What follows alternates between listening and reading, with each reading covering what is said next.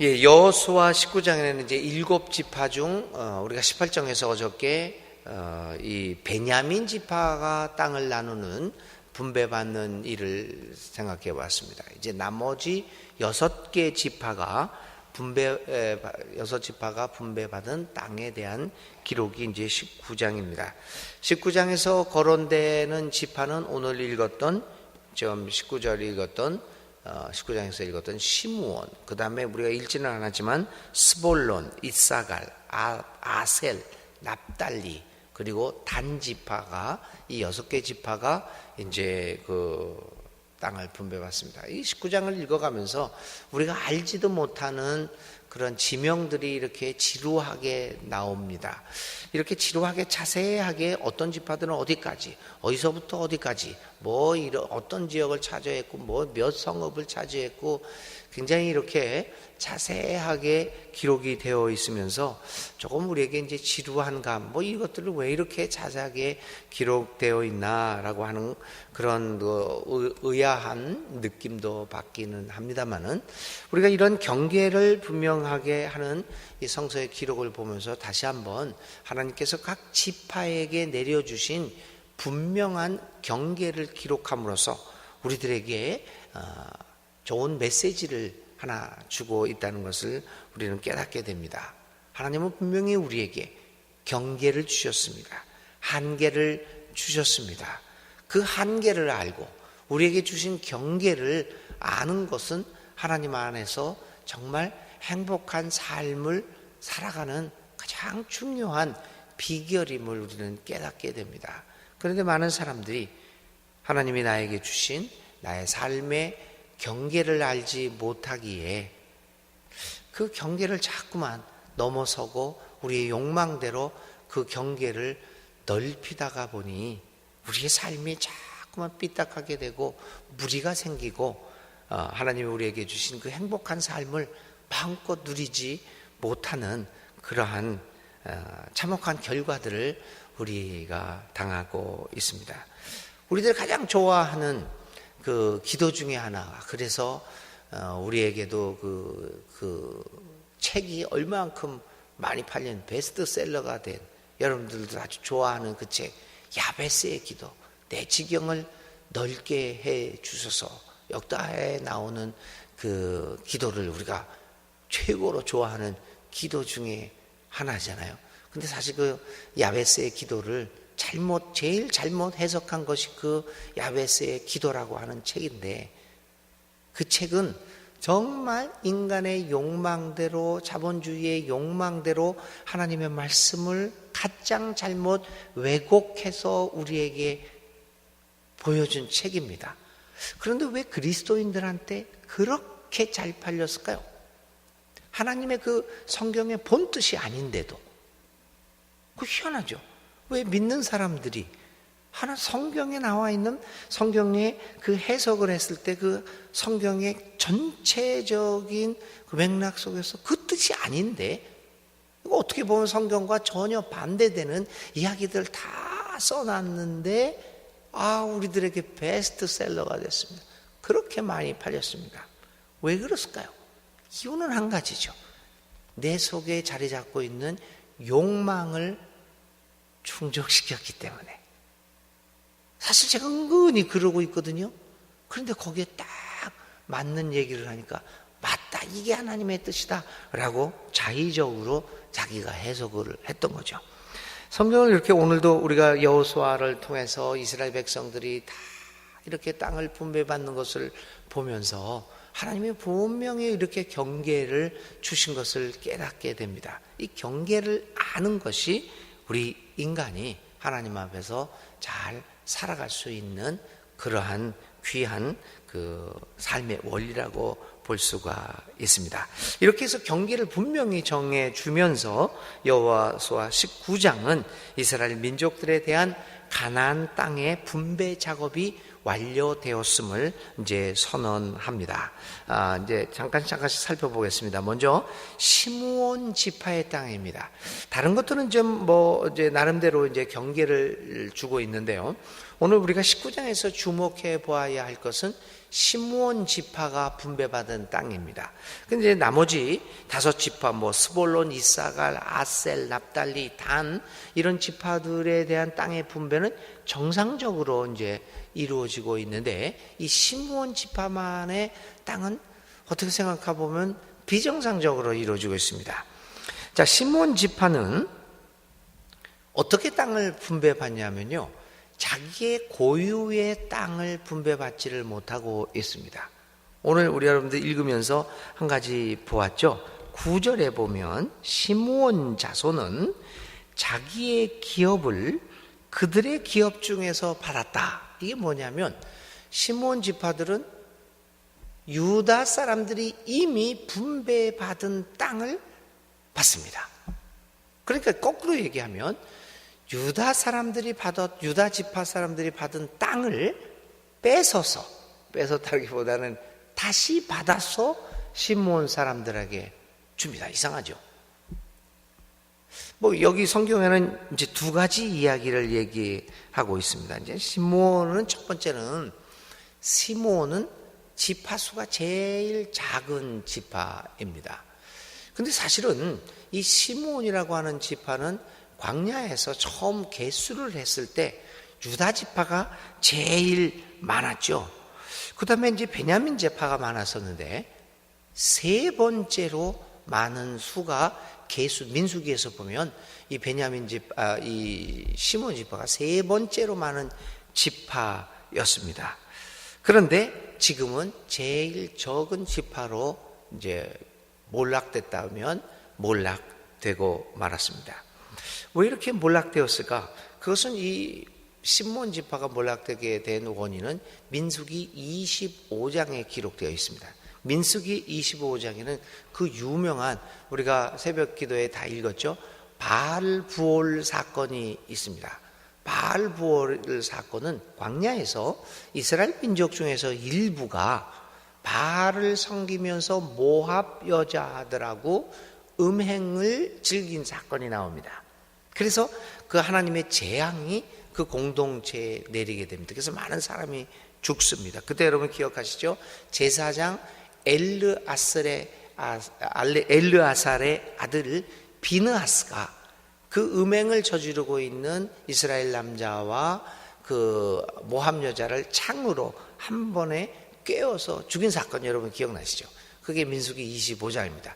그 비느하스가 이 죄를 저지르고 있던 사람들을 제거함으로써 이스라엘에게 내린 재앙을 이제 멈추게 만든 사건. 그 사건으로 인해서 이 시므온 지파는 급격한 수의 감소를 당하게 됐습니다. 그리고 이제 결국은 이제 그 시므온 지파는 이제 유다 지파 속의 땅을 그 땅에 머물고 또 유다 지파의 기업을 이루었다가 나중에는요, 이 시므온 지파가 자치가 없어졌던 것으로 생각되어집니다. 유다 지파에 흡수 통합되었든지 흩어져 버리고 말았습니다. 이제 그게 이제 또 창세기 49장에 나타나는 이야기가 또 되겠죠. 이제 야곱이 자기의 그 아들 12아들에 대한 미래를 예언하는 중에서도 이미 거기에서 시므온은 그 야곱 자손 사이에 분산시키고 이스라엘 백성들 사이에서 흩어버릴 것이다 라고 하는 그 야곱의 예언이 또 나옵니다. 이제 이런 것들이 다 연결되어서 시므온은 아주 이제 이렇게 축소가 되고 결국에는 그 지파가 사라졌을 것으로 이렇게 생각되어집니다. 그래서 이제 시므온 지파가 작기 때문에 유다 백성들의 이 그 지파의 땅을 받았습니다. 2번째 이유입니다. 2번째 이유는 9장입니다, 여러분. 이게 바로 이제 성경의 생각이죠. 아니에요, 9절입니다. 시므온 자손의 이 기업은 유다 자손의 기업 중에서 취하였으니, 이 말이 정말 우리의 심금을 울리는 말입니다. 이는 유다 자손의 분깃이 자기들에게 너무 많으므로. 우리 모두는 이 구절을 다 그냥 지나쳐 버리고 싶습니다. 많다, 너무 많음으로. 그게 우리에게 불가능한 단어 아닙니까? 나에게 너무 많다는 게 말이 됩니까? 나는 한 번도, 우리 모두는 그렇게 생각합니다. 너무 많다 이런 적 없습니다. 많이 가졌음에도 불구하고 덜 가졌다, 조금 더 갖겠다, 이게 우리들의 마음이죠. 누가 내가 가진 게 너무 많으니까 이걸 좀 줘야겠다 라고 생각하는 사람들이 과연 얼마나 되겠습니까? 유다 사람들은 오늘 이 성경에서 너무 많음으로 시므온에게 땅을 나누어 줍니다. 유다 지파는 이미 분배받은 땅의 일부분을 자신들이 너무 많았다고 생각하므로 다른 지파에게 줍니다. 물론 이 유다 지파가 자기들이 이미 내 것으로 가졌기 때문에 나는 줄 수 없다라고 거절할 수도 있었을 것입니다. 그러나 그들은 아무런 불만 없이 이러한 제의를 수락하고 시므온 지파에게 그들의 땅을 나누어 주고 있습니다. 오늘 이 땅을 나누는 19장의 이야기 중에서 이 9절이 핵심적입니다. 다만 과연 이런 것을 보면서 야베스의 기도를, 내 징역을 넓게 하소서, 한없이 넓게 하소서, 이것을 자신들의 기도의 제목으로 그렇게 해석을 해서 우리의 욕망을 점점 키우는 것이 하나님의 뜻일까? 아니면 19장 9절처럼 너무 많음으로 그 작은 몰락해 가고 있는 그 지파에게 자기의 땅을 나누어 주는 것이 성경의 생각일까? 우리는 다시 한번 생각해 보아야 합니다. 그 후에 19장은 이제 스불론 지파의 기업, 그 다음에 이제 이사갈, 그리고 아셀, 납달리, 단 지파의 기업들에 대해서 계속해서 다시 한번 그 경계를 주면서 땅을 분배하고 있습니다. 그리고 마지막으로 여호수아에게 기업을 분배하고 있습니다. 여호수아는 마지막으로 기업을 분배해 왔습니다. 이스라엘 백성들이 모두 기업을 받고 난 후에야 자신의 기업을 얻습니다. 그는 지도자였습니다. 그는 당연히 지도자였기 때문에 자기 마음대로 할 수도 있는 상황이었습니다. 그런데 그는 모든 일이 끝난 후에 마지막으로 자기가 성읍을 하나 받습니다. 그가 여호수아가 요구했던 성읍은 딥낫세라라고 하는 성읍입니다. 이 딥낫, 그럼 우리는 이렇게 생각할 때 제일 알짜를 선택을 했겠구나 이런 생각을 할 수도 있습니다. 그런데 그가 선택한 딥낫세라의 성읍은 완전히 파괴되어 있는 성읍이었습니다. 그러니까 우리 말로 얘기하면 경작할 수 없는 버려진 땅이었습니다. 거기는 아파트가 들어올 땅도 아니었습니다. 투자할 가치가 없는 땅이었습니다. 거기에는 오히려 그가 개척해서 새로 건축해야 할 성읍이었다는 데서 우리는 여호수아의 위대성을 다시 한번 보게 됩니다. 이러한 이제 여호수아의 지도자로서의 모습이 결국은 그로 하여금 이스라엘 백성들의 가나안 정복 전쟁을 무사히 끝나게 만들고 땅 분배를 무사히 끝내게 만드는 그러한 역할을 감당하게 했던 그 모습을 보게 됩니다. 그는 성숙한 지도자였습니다. 여러분, 지도자들이 성숙한 모습을 보이지 않는다면 그 공동체는 어떻게 될까요? 목사와 장로와 안수집사, 권사들은 교회의 지도자로 선택을 받았습니다. 성숙한 모습을 보여야 됩니다. 그 성숙한 모습을 보이기 성숙해졌다고 해서 지도자가 된 겁니다. 그런데 그분들이 이리저리 흔들리고 이러면 그 공동체가 어떻게 되겠습니까? 이스라엘 민족은 이 정복 전쟁에서 행복했습니다. 왜냐하면 여호수아 같은 흔들림이 없는 성숙한 지도자를 만났기 때문입니다. 우리는 이 여호수아의 마지막 이 모습을 보면서 특히 지도자로 부름을 받은 우리들은 정말 지도자로 살아가야 합니다. 어떤 분이 어떤 지도자적 위치에 있는 교회에 실제로 있었던 일입니다. 있던 분이 막 좀 이렇게 됐어요. 그래서 어떤 목사님한테 와가지고 이럴 수가 있냐고 얘기를 했어요. 왜 자기한테 전화도 안 하고 목사님은 양을 안 돌보는 목사입니까? 그래서 그 목사님이 뭐라고 대답했냐면 양이 아니시잖아요. 그럼 내가 늑대입니까? 아니죠. 지도자시잖아요. 목자시잖아요. 양을 돌봐야 할 목자가 막 흔들리면 어떻게 됩니까? 여러분 다 새겨 들으십시오. 여호수아와 같이 마지막에 자기의 땅을 분배받으면서 얼마나 그 마음에 사실 자기도 인간인데 받고 싶겠습니까? 그러나 받으면서 그것도 폐허가 된 땅을 받아서 거기서 내가 개척해서 살아가겠다. 이러한 완숙한 모습을 보인 지도자를 가진 이스라엘.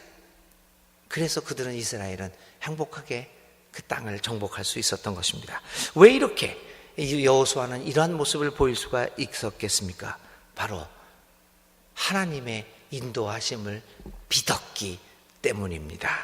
사랑하는 교우 여러분, 이제 이스라엘의 땅 분배가 되는 것을 마지막으로 하면서 다시 한번 이 경계를 하나님에게 우리에게 주셨다는 것을 깨닫고 다시 한번 마지막으로는 이 여호수아의 아름다운 지도력을 생각하면서 우리 모두 그러한 여호수아의 모습을 본받자라고 하는 결단을 할 수 있는 우리들이 될 수 있기를, 저를 비롯해서 지도자로 부름을 받은 우리들이 이 여호수아와 같은 아름다운 지도력을 선보이게 될 때 우리가 이끌고 있는 순천중앙교회는 정말로 아름다운 공동체, 정말 뛰어난 공동체가 될 수 있을 것입니다. 이렇게 해서 가나안 정복, 땅 정복과 더불어서 땅 분배 작업도 모두 마치게 되었습니다. 이제 20장 내일부터는 또 다른 이야기들이 나오게 됩니다. 오늘 이렇게 19장까지 여호수아를 통해서 땅 분배 작업 모든 것을 다 마치면서 오늘 우리들이 생각할 말씀은 경계와 아름다운 지도력입니다. 하나님 앞에서 오늘 나의 삶의 경계는 무엇일까? 그리고 나는 지도자로 부름 받았을 때 어떻게 여호수아처럼 아름다운 지도력을 보일 수 있을까? 이 두 가지 경계와 지도력이라는 오늘의 말씀을 생각하면서 하루를 보내시기 바랍니다. 오늘의 기도 드리겠습니다. 하나님, 이제 이스라엘이 모든 땅에 분배를 마쳤습니다. 비로소 가나안 땅 정복이 끝나게 되었습니다. 이 모든 것이 하나님의 역사하심으로 인한 것임을 이스라엘 백성들은 잘 알고 있었습니다. 그러기에 하나님이 주신 그 경계 안에서 살아가는 것이 그들의 살 길임을 분명히 깨달았습니다. 오늘 우리도 주님께 고백합니다. 모두가 하나님의 은혜와 하나님의 도우심으로 인한 것임을 깨달으면서 하나님께서 나에게 주신 것들을 소중히 여기며 경계 안에서 살아가는 우리들이 되게 하여 주시옵소서. 하나님, 하나님의 도우심과 더불어 하나님이 여호수아와 같은 훌륭한 지도자를 주셔서 이스라엘 사람들의 역사가 온전하게 이루어졌음을 깨닫습니다. 하나님, 오늘 우리 조국에, 우리 대한민국에도 좋은 지도자를 주시고 우리 교회에도 좋은 지도자를 주시고, 아니 나부터 좋은 지도자가 되어서 국가와 교회를 잘 이끌어갈 수 있도록 은혜를 더하여 주시옵소서. 그리고 이러한 지도자들을 존경하고 또 많이 배출할 수 있는 사회와 교회가 되게 하여 주옵소서. 예수님의 이름으로 간절히 기도를 드립니다. 아멘. 예, 오늘의 실천입니다. 오늘 땅 분배를 마치면서 하나님이 함께 해주신 이 도우심을 우리들이 생각해 보았습니다. 나의 삶을 돌아보면서 고비고비마다 함께 하신 하나님의 발자취를, 하나님의 도우심을 기억하면서 가장 기억날 만한, 여러분의 인생 중에서 기억날 만한 하나님의 도우심을 10가지 정도로 요약해 보시고 그것을 믿음의 형제들과 함께 나누어 보시기를 바랍니다. 땅 분배를 마친 이스라엘 백성들을 생각하면서 우리 일생 중에서 기억할 만한 하나님의 도우심을 10가지로 한번 정리해 보십시다. 기도드리겠습니다. 하늘에 계신 우리 아버지, 아버지의 이름을 거룩하게 하시며 아버지의 나라가 오게 하시며 아버지의 뜻이 하늘에서와 같이 땅에서도 이루어지게 하소서. 오늘 우리에게 일용할 양식을 주시고 우리가 우리에게 잘못한 사람을 용서하여 준 것 같이 우리 죄를 용서하여 주시고 우리를 시험에 빠지지 않게 하시고 악에서 구하소서. 나라와 권능과 영광이 영원히 아버지의 것입니다. 아멘. 아멘.